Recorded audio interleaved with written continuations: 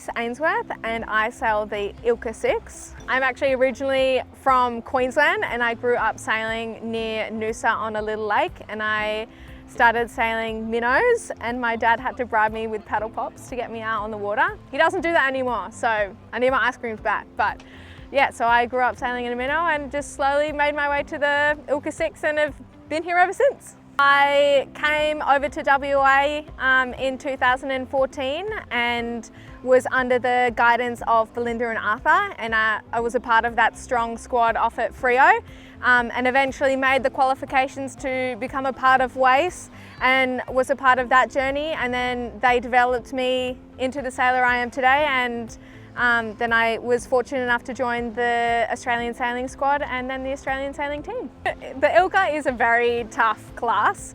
It's very physical, the margins are very small, but I enjoy being out there on my own. I enjoy the challenge individually, but having the ability to work in a squad is also very difficult, and we've learnt a lot from that over our years of campaigning. But I just love the challenge of going out there every day and just giving it 100%. 2025 has been a really big season for us.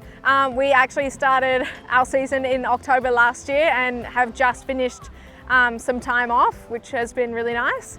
But yeah, we had a full season of training camps. We went to Palma, then we had our World Championships in May, which is quite early in the season for us. And then we had a very hard 8-week block leading into the Europeans, and we spent some time in the States getting ready for the Olympics in 2028. So that was really fantastic to get a jump over in Long Beach and discover what the venue is about, and seeing the sights and all the amazing community over there. And then we finished off our season with the Europeans in Sweden. So it has been a very big year for the Elyse 6 squad. The lifestyle of a campaigning athlete can be very difficult, but also very fun. We're very blessed to travel the world and get to see all new sites and venues, which is really exciting.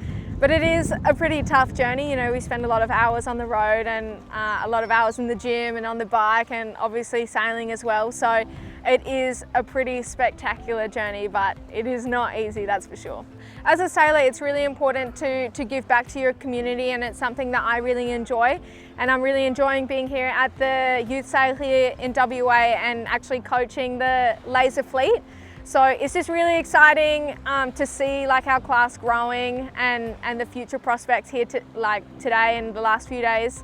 And I just think it's really important as a person to give back and help them through that journey and help them make a few less mistakes than what I did when I was their age.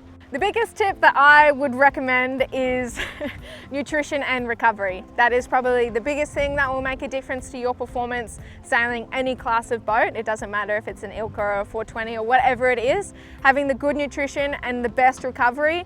You don't need anything fancy, just a couple of items that you can get at the local shops, and that will set you up for a really strong season. Being able to recover from a bad race or a bad regatta is a skill, and it certainly comes with a lot of experience and time and learning how to fail, which is always difficult.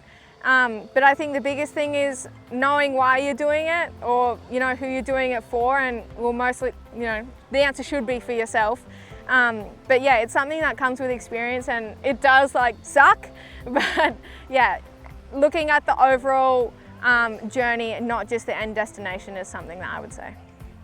So life after sport is definitely a consideration and something that you should help to keep your campaigning life in balance. So I am actually at UWA studying exercise and health, and it's been really interesting. It does kind of complement what we're doing, and obviously we do a lot of sport and activity, so learning why your body does certain things or how it reacts to training is actually quite beneficial that I have found. But yeah, long term, I would still like to be involved in the sporting realm in some capacity. So yeah, I just plan to finish the degree and see where it takes me.